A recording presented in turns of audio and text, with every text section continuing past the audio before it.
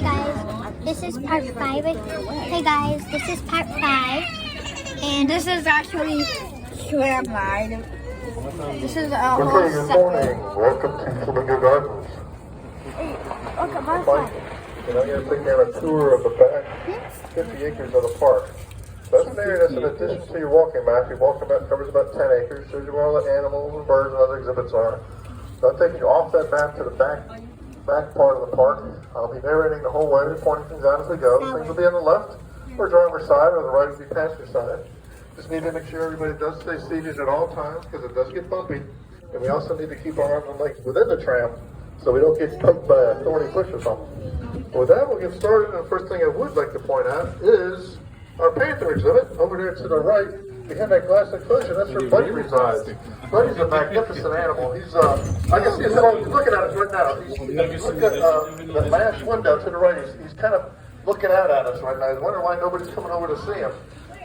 Beautiful animal, part of the puma family. You know, pumas do food, cougars, mountain lions, and obviously the Florida panther. They're all big brown cats. There's no such thing actually as a black panther. A lot of people ask about that. Black panthers is a nickname for like a black leopard or a black jaguar. Remember, those two animals have black spots on them. I see it. Little spots go a little crazy. I think I just saw it. The animal will turn black, but that doesn't happen with the pumas, and obviously the Everglades Florida panther. They're all brown, beautiful animals. That's nasty. Buddy is actually at the That is nasty. I have a fun fact for the fans. yes. Yes? Want to hear a fun fact? Florida panthers are endangered. Oh, you want to get this one right here. That's a fun fact. They're endangered. Anyway, we got Buddy about 4.5 years ago. That's He's disgusting. actually Look at the water. both captivity and was Look at being the water. raised by That's an disgusting. MMA fighter, believe it or not, in Parkland. And he got him as a kitten. But you know what? When Buddy got to be about 6 months old, he was already weighing like 60 to 80 pounds. And wouldn't fit in his cage anymore. So the guy lets him out in his backyard, believe it or not. He thought an 8-foot fence would be good enough.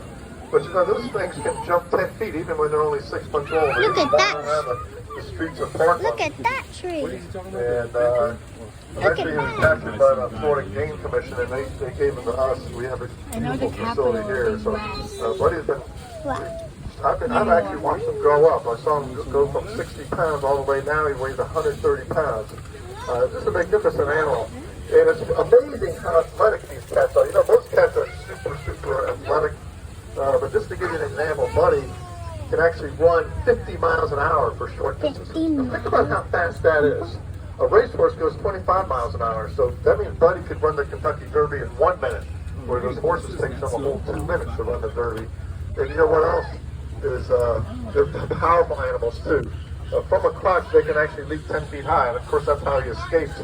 But he can also leap 25 feet across, so they're excellent hunters.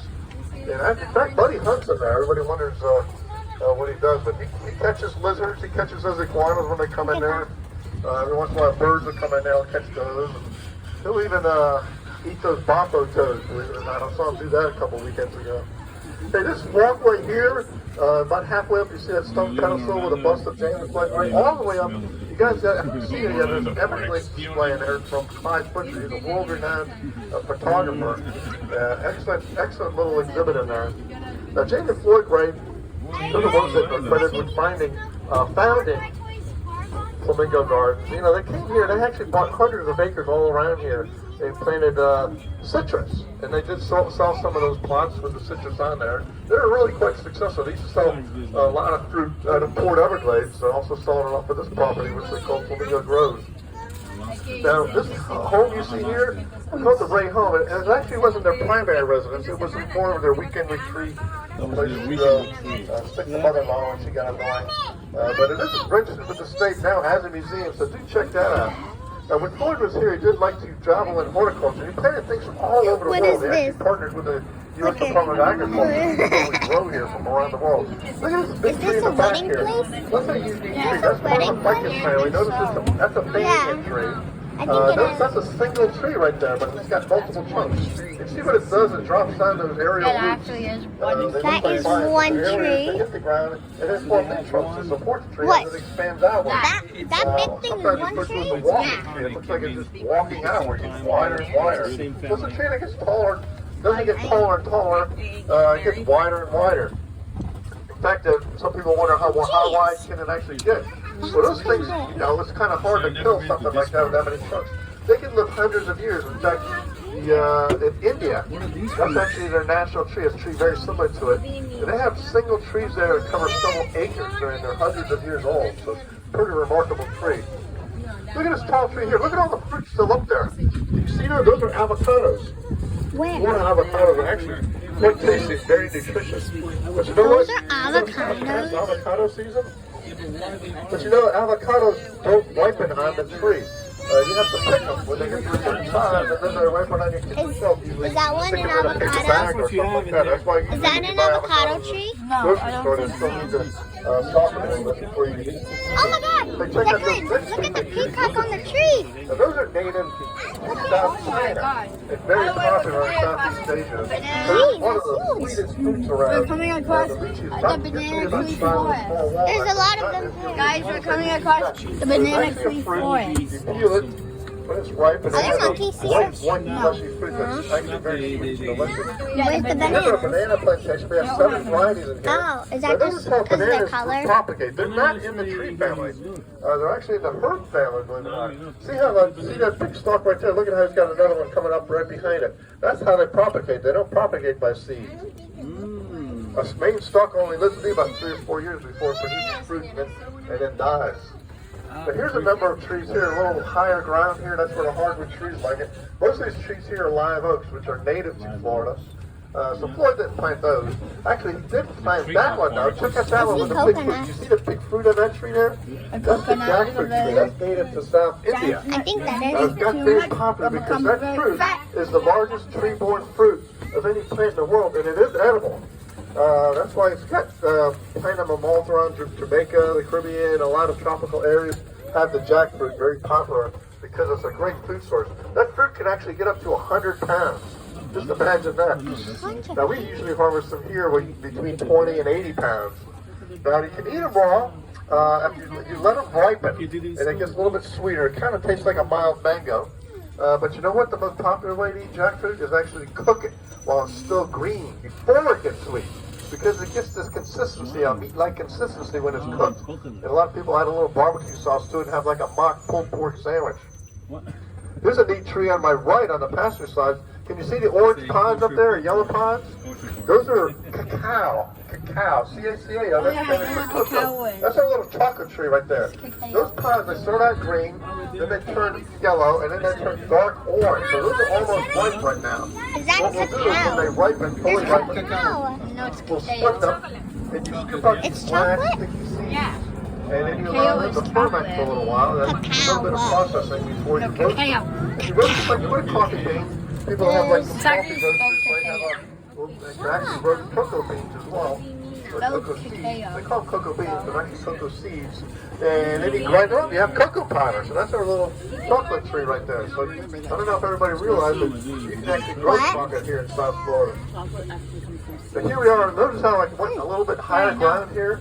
Now, when the Everglades were here, this would have been an island. In fact, Flamingo Gardens was built on part of a chain of pine islands, as they call them when the Everglades were here, that extended from Pine Island Road all the way west of here past Long Key Park. And on these islands, that's where the Miccosukis and Seminoles would live, the wildlife would congregate, and the hardwood trees would grow. In fact, we planted a lot of hardwoods in here, mostly exotic. We called it a little rainforest, but Irma knocked down most of them. But this tree did survive. From Hawaii, the kukui tree. That's actually the native tree. That's the one on my left, passing by right there. That big tree there. You may find that in the Hawaiian rainforest. The Hawaiians also like to call it the candle nut tree because the fruit it produces is loaded with an oil, and you could squeeze it out and use the oil to light candles. So that's the native state tree of Hawaii. On our left and right here, we have another exotic plant, the Brazilian redclip with the red flowers here. And I've seen these in hedges throughout South Florida as well. But we do have some native trees here as well. On my right, there's two trees with kind of like a smooth or reddish and peeling bark there. Those are gumbo limbos. You'll see gumbo limbos all throughout Broward County, but typically on usually higher ground. That may have been islands of the Everglades, but we now refer to them as hammocks. You'll hear that term hardwood hammocks. And that's because with the Everglades drained, it doesn't make sense to keep calling these islands.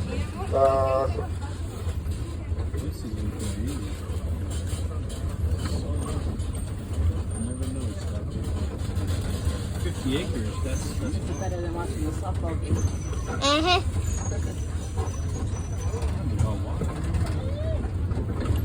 There's a pond.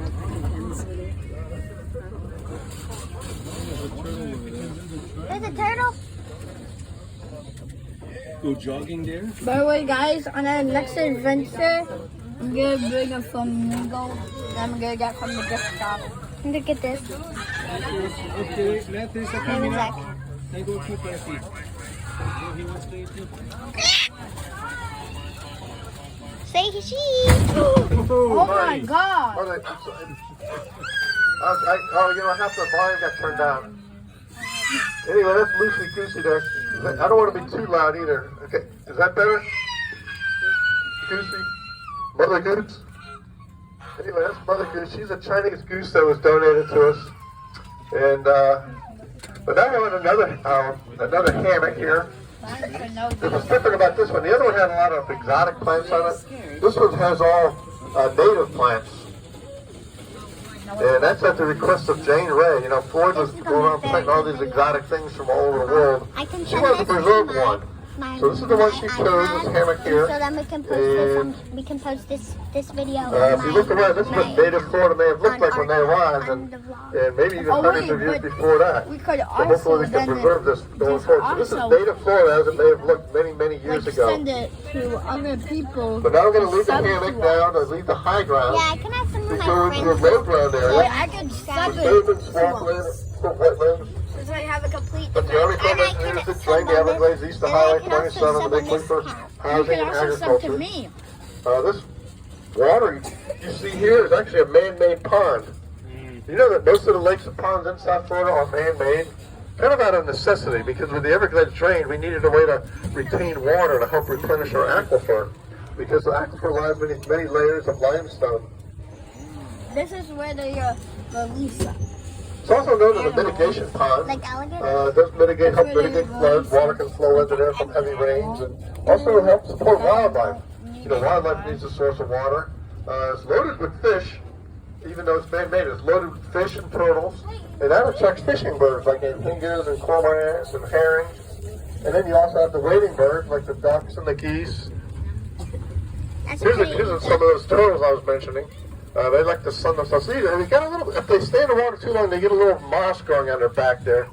So they got to get out and try to dry it out and kill that moss and keep their shell nice and shiny and hard. A lot of these birds are taking a little snooze Oh, here. they're on the tree. Now you can see there's some trees along there. Most of the Oh my hardwood trees God. like being on the hammocks, but these are trees that adapted to the lowland area. These trees with the big leaves here are called pineapple because they produce a fruit that looks a lot like an apple, but it's not really edible for humans. But it is nutritious and supports the wildlife.